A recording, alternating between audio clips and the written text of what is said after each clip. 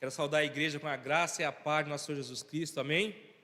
Agradecemos a Deus pela presença de todos vocês que estão aqui nessa noite, para louvar e exaltar o nome do nosso Deus. Agradecemos aos nossos visitantes, sejam bem-vindos em nome de Jesus. Estamos sempre com as portas abertas para recebê-los, amém? Hoje vamos estar meditando na palavra do Senhor, estaremos falando sobre os dons ministeriais. Mas antes de entrar nessa parte da mensagem, eu quero ler um texto com você de João, capítulo 3, o encontro de Jesus com Nicodemos, antes de passarmos para a parte da mensagem, amém?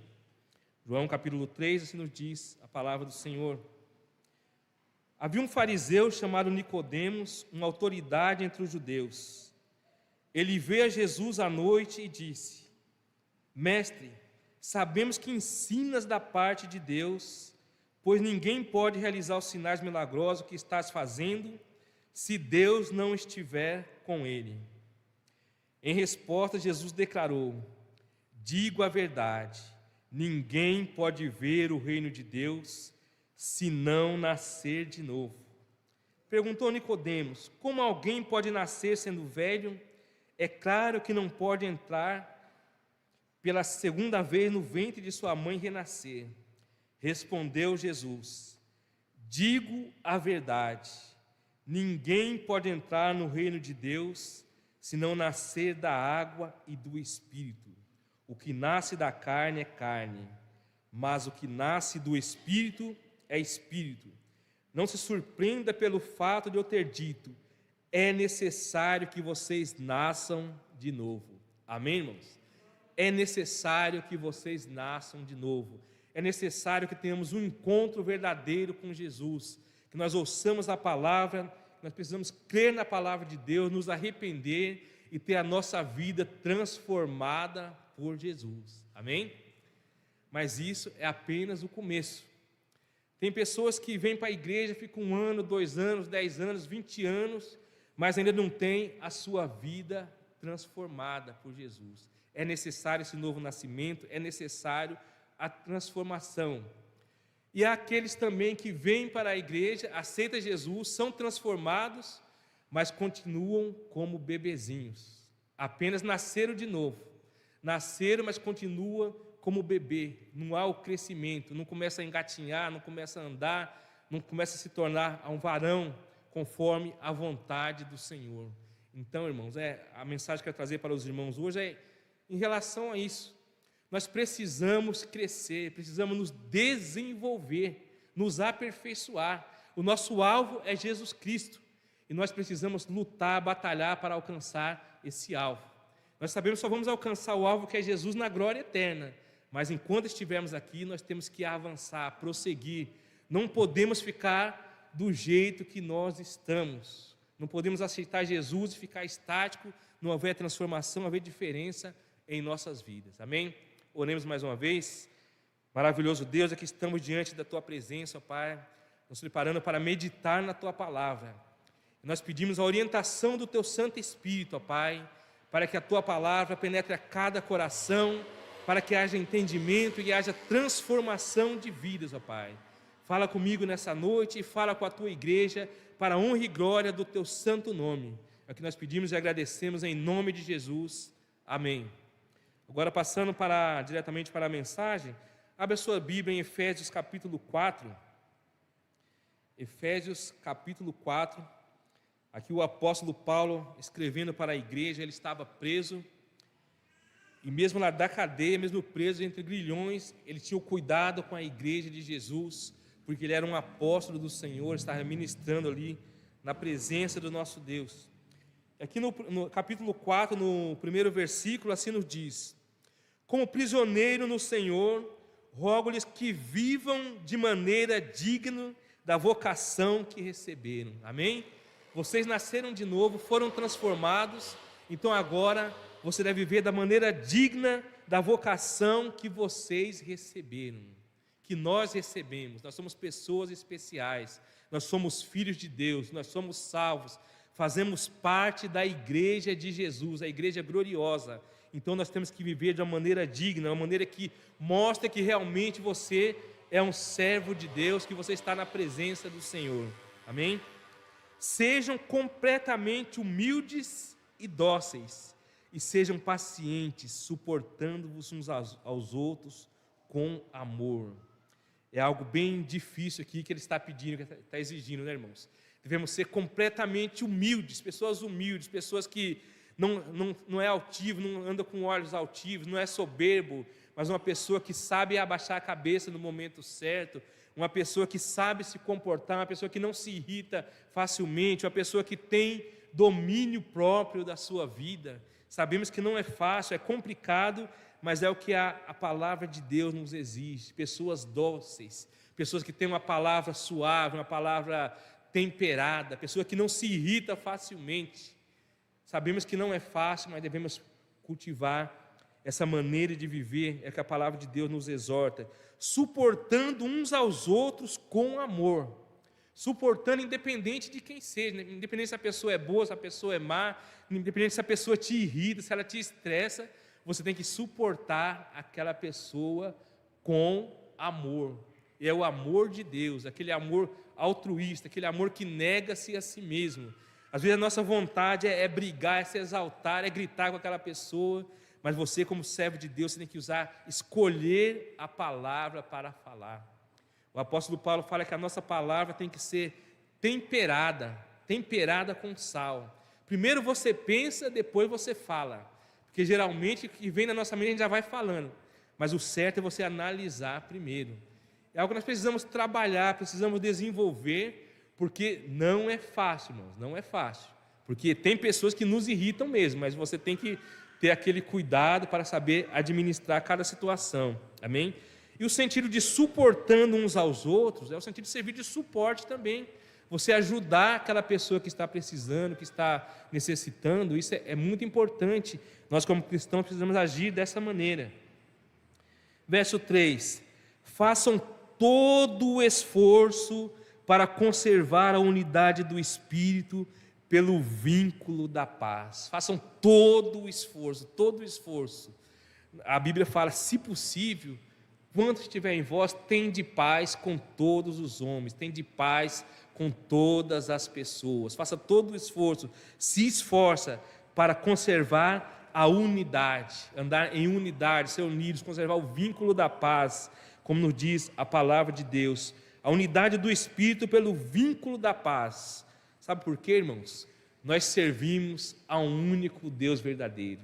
Todos que estão aqui servem a um único Deus todo-poderoso, Criador e sustentador de toda a terra, que governa, que domina sobre todas as coisas. Por isso precisamos andar juntos, andar em unidade, em um só Espírito, como nos diz a palavra do Senhor, no verso 4, que fala: há um só corpo.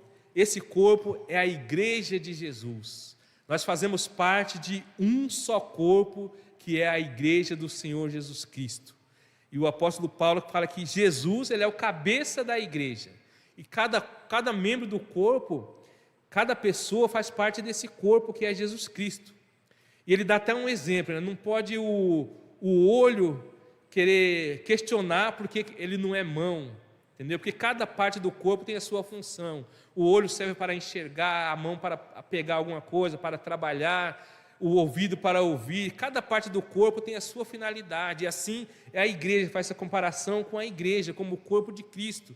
Então, o pé, imagine se a sua mente der uma ordem para o seu pé ir para um lado e o seu pé querer tentar te levar para o outro lado.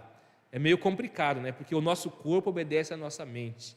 E a nossa mente é Jesus Cristo, aquele que nos controla, aquele que nos governa. Se de fato nós estamos servindo, agindo como um corpo de Cristo, como igreja de Jesus Cristo, amém?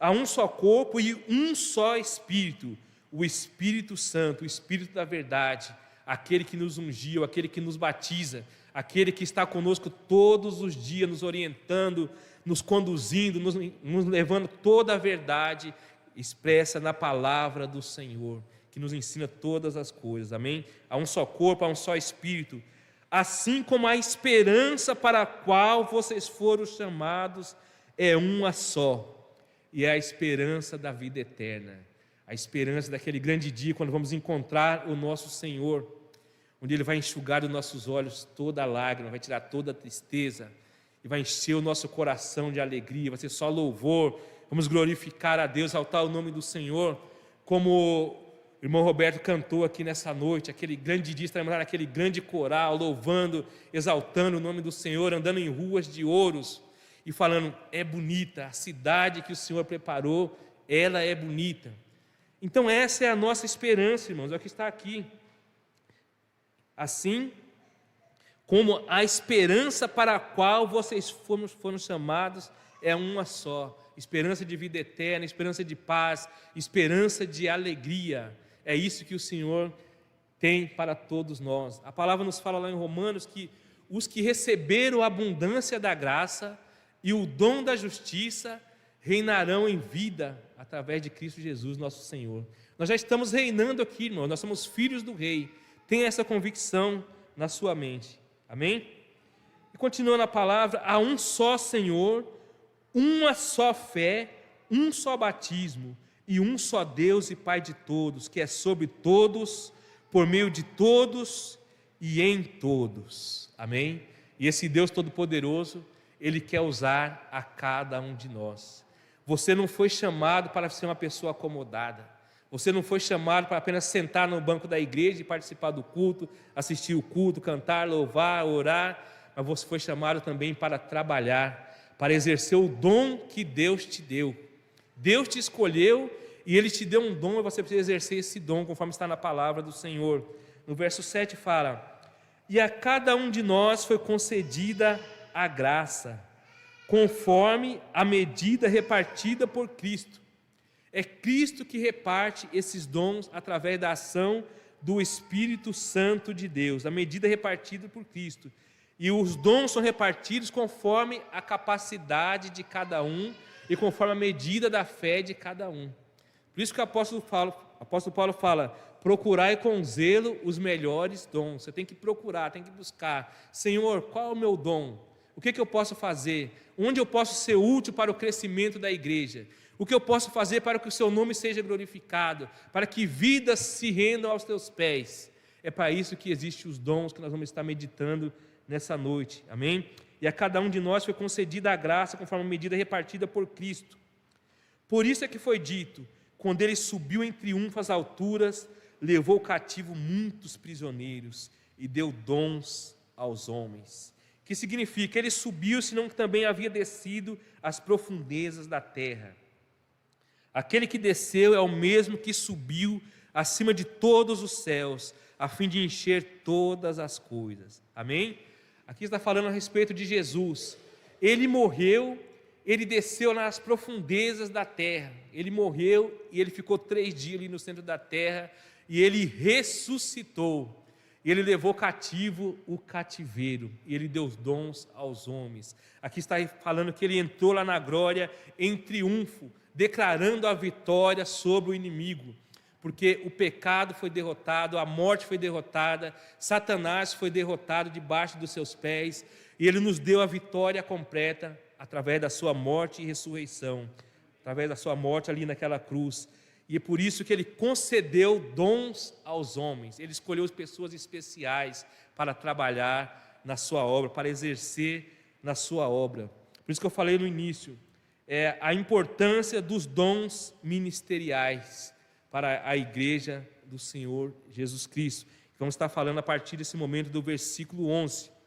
Primeiramente, ele designou alguns para apóstolos.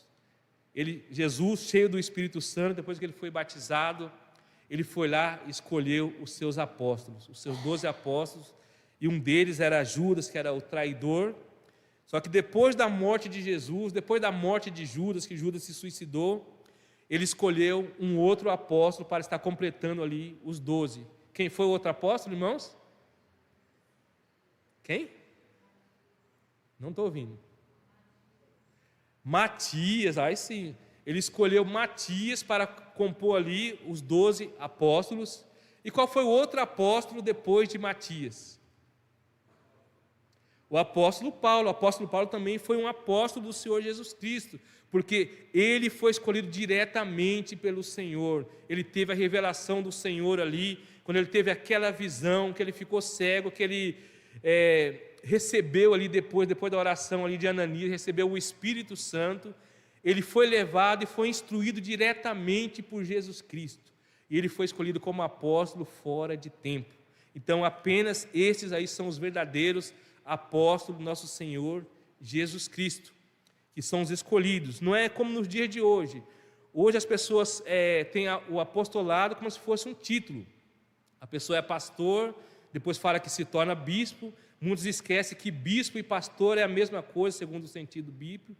Bispo, pastor, presbítero, tem o mesmo significado. Mas nos dias de hoje tem essa questão de hierarquia. Começa evangelista, pastor, bispo, presbítero, até que se torna apóstolo, como se fosse um título, como se fosse uma hierarquia. Mas os verdadeiros apóstolos foram aqueles que foram escolhidos por Jesus Cristo.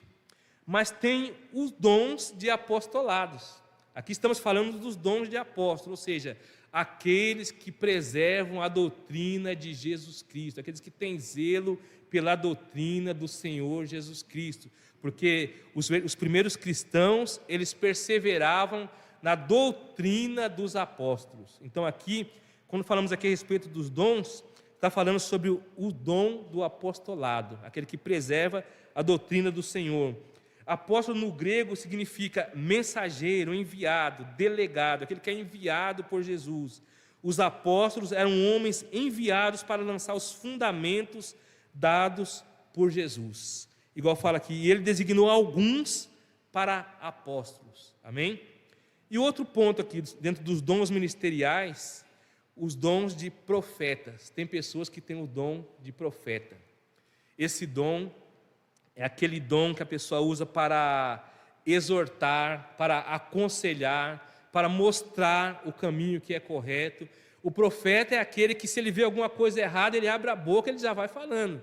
Tem muitas pessoas que têm o dom de profeta, irmãos, que ele vê alguma coisa errada, ele já abre a boca e fala: isso está errado, isso tem que ser consertado, isso tem que acertar. Esse é o dom de profeta. E o profeta também existe para consolar as pessoas em amor. Igual fala aqui, vamos ver lá em 1 Coríntios 14, 3, onde fala sobre esse dom de profeta, a questão da profecia. 1 Coríntios 14, verso 3.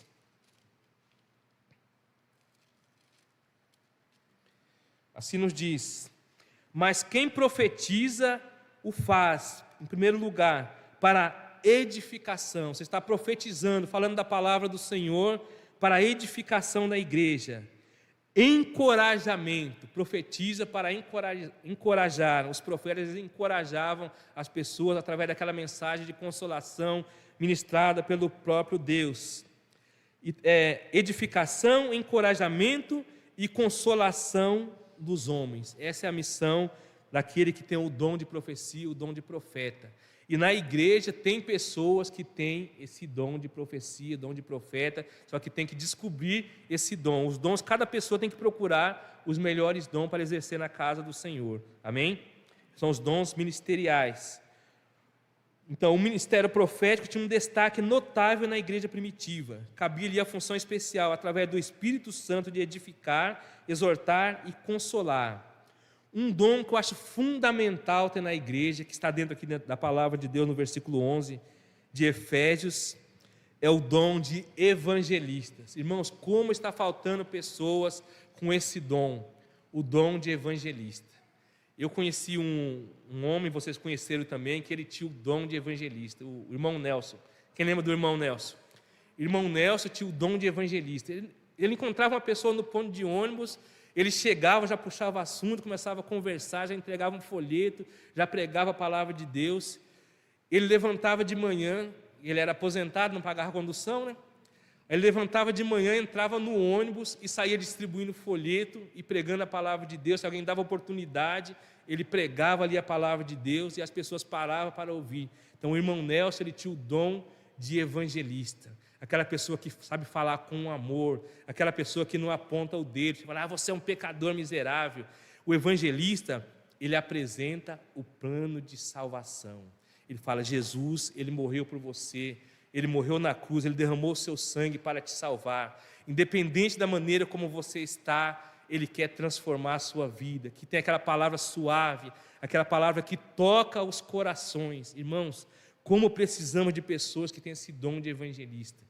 E esse dom geralmente está nos missionários, que eles saem para pregar, anunciar a palavra do Senhor. Esse é outro dom, esse é outro ministério cuja função é de levar as boas novas de Cristo, o Salvador. Seu trabalho não é no meio do povo de Deus, mas fora da igreja. É o que sai em busca dos perdidos e os traz à casa do Pai Celestial. O que não impede que o evangelista possa, às vezes, ministrar na casa de Deus. É aquele que sai nas ruas, que sai pregando, sai falando, sai anunciando a palavra de Deus. Muitas vezes os pastores não têm esse dom de evangelista, porque tem pessoas especiais que têm esse dom, que o dom do pastor, geralmente, que vamos estar falando logo a seguir, é o dom de estar pregando, ministrando, apacentando a igreja, aconselhando, que vamos estar falando um pouco mais adiante. Pastores, ele designou alguns para apóstolos, outros para profetas, outros para evangelistas e outros para pastores e mestres. E como eu já falei, o ministério pastoral inclui outros títulos que representam a mesma função de pastor, tais como ancião também é pastor, presbítero também é o mesmo significado de pastor, conforme a palavra de Deus, que é tudo o sentido de serviço, de servir. Bispo também é o sentido de pastor.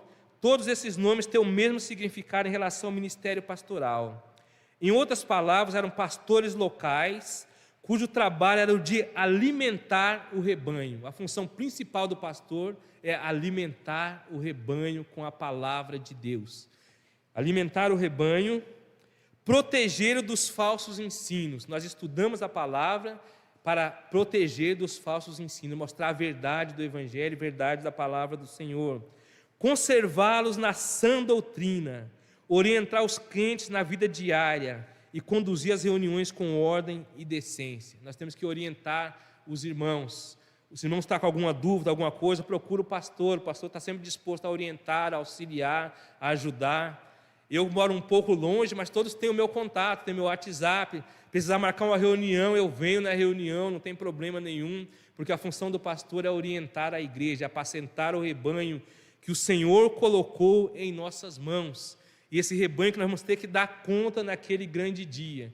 Por isso, irmãos, ouça a palavra que o pastor está pregando aqui e procura ser ovelhinhas obedientes, que o pastor vai ter que prestar conta pela vida de cada um de vocês naquele dia. Isso é muito importante.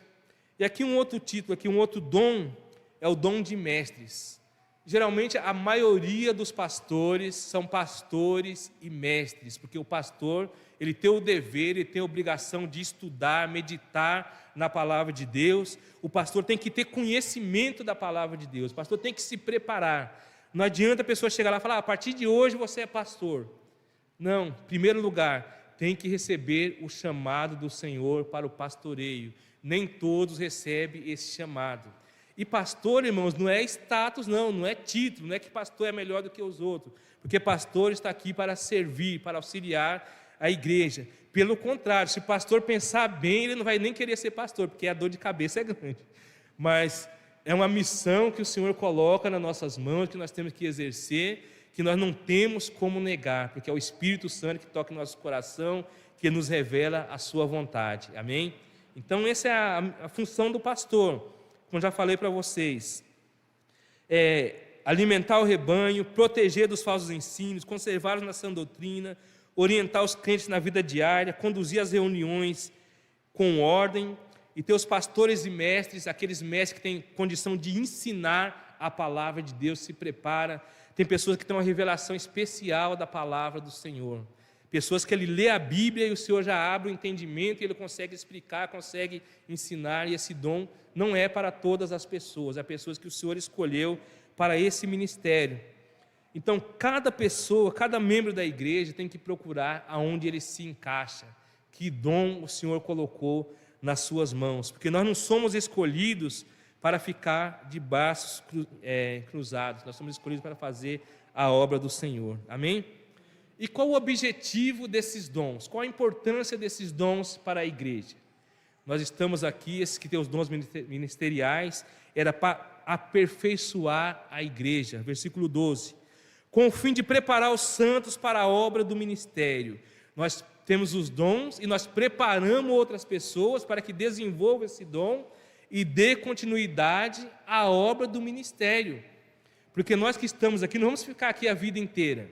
Às vezes você vai para outra igreja, vai para outra localidade, você vai mudar de cidade, às vezes o Senhor vai te chamar para a glória.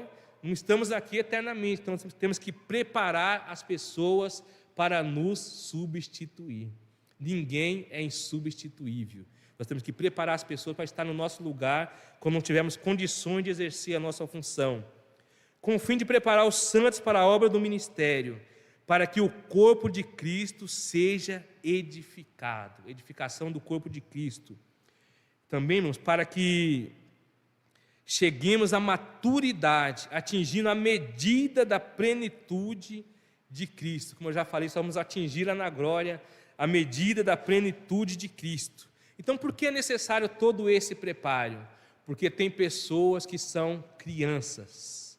Como o apóstolo Paulo falou, eu queria alimentar vocês com alimento sólido, mas vocês não estão preparados, vocês não têm condições. Eu tenho que alimentar vocês com leite, tenho que dar um leitinho para vocês, porque vocês não estão preparados para receber aquela feijoada, aquele churrasco. Tem que alimentar com aquele leitinho. Então a igreja tem que se preparar, irmãos, para o alimento sólido, o crescimento espiritual, viver no Espírito, operar no reino espiritual. Isso que a igreja tem que buscar, tem que correr atrás a cada dia, porque senão o que vai acontecer aqui, que diz a palavra de Deus? O propósito é que não sejamos mais como crianças, porque a criança, qualquer um pega ela pela mão e leva aonde quer. O servo de Deus não pode ser como criança, ele tem que ter maturidade. Jesus falou que nós devemos ser simples como as pombas, mas prudentes como as serpentes. O crente não pode ser bobinho, não. O crente tem que ser esperto, tem que ter discernimento, conhecer a palavra de Deus. Quando alguém vier te enganar com palavras tolas, você tem que saber como responder, saber como orientar aquela pessoa. Falar, não, você está falando isso, mas a palavra do Senhor fala assim, assim, assim, e acabou. Porque a palavra de Deus é a verdade. E nós temos a Bíblia como única fé, como única regra de fé e prática. O propósito é que não sejamos mais como crianças, levados de um lado para outro pelas ondas, nem jogados para cá e para lá por todo o vento de doutrina e pela astúcia e esperteza de homens que induzem ao erro. Quantas pessoas que nós conhecemos falam, eu era da igreja batista, agora eu estou lá no salão do reino. Eu era da igreja batista, agora estou na congregação. Era da batista, agora estou em outro ministério. Era batista, agora eu sou espírita. Tem tudo isso, irmãos. Era batista, agora eu participo da Umbanda. Então, a pessoa não tem convicção, não tem firmeza naquilo que ela está falando. Eu digo isso porque, evangelizando, eu encontrei muitas pessoas assim, pessoas que estavam lá na fila para tomar passe, pessoas que eram cristãos, que eram da igreja, porque não tinha firmeza, não tinha maturidade na palavra do Senhor. E isso é algo muito sério, porque nós somos portadores da verdade. Verso 15 fala, antes, seguindo a verdade em amor, cresçamos em tudo naquele que é a cabeça, Cristo. Cresçamos em tudo em quem? Naquele que é a cabeça, que é Jesus Cristo. Tudo que Jesus ensinou, tudo que Ele deixou, você tem que desenvolver, crescer cada vez mais na graça e no conhecimento. No verso 16 fala, dele todo o corpo, que é a igreja, né? Todo o corpo, ajustado e unido, pelo auxílio de todas as juntas, cresce e edifica-se a si mesmo em amor, na medida em que cada parte realiza a sua função. Enquanto você está trabalhando, fazendo a sua parte, a sua função, você vai crescendo, você vai edificando a si mesmo, porque a pior coisa é cristão ocioso, que fica parado, que não faz nada, porque tem um ditado popular, um ditado meio pesado, fala que mente vazia é oficina do diabo, como se o diabo conhecesse a nossa mente, né? Ele não conhece a nossa mente, mas é um ditado que de certo modo faz sentido. Se você está ocioso, se você não trabalha na casa do Senhor, se você não se empenha na casa do Senhor, alguma coisa ruim pode acontecer com você. Agora, se você está firme com o Senhor, é muito mais difícil o inimigo ter poder para te destruir. Isso é algo muito sério, como nos diz a palavra de Deus. Dele todo o corpo ajustado e unido pelo auxílio de todas as juntas, cresce e edifica-se a si mesmo em amor, na medida em que cada parte realiza a sua função. E aqui fala algo bem interessante, pelo auxílio de todas as juntas. Nós temos várias juntas no nosso corpo, né, irmãos? Aqui quando se fala juntas, é cada um de vocês fazem parte do corpo de Cristo. Precisamos ajudar uns aos outros, auxiliar uns aos outros, pegar cada um ali na mão do outro e carregar. Se alguém cair, você levanta, coloca de pé e faz com que ele fique firme na presença do Senhor. É para isso que existe a igreja de nosso Senhor Jesus Cristo. Amém?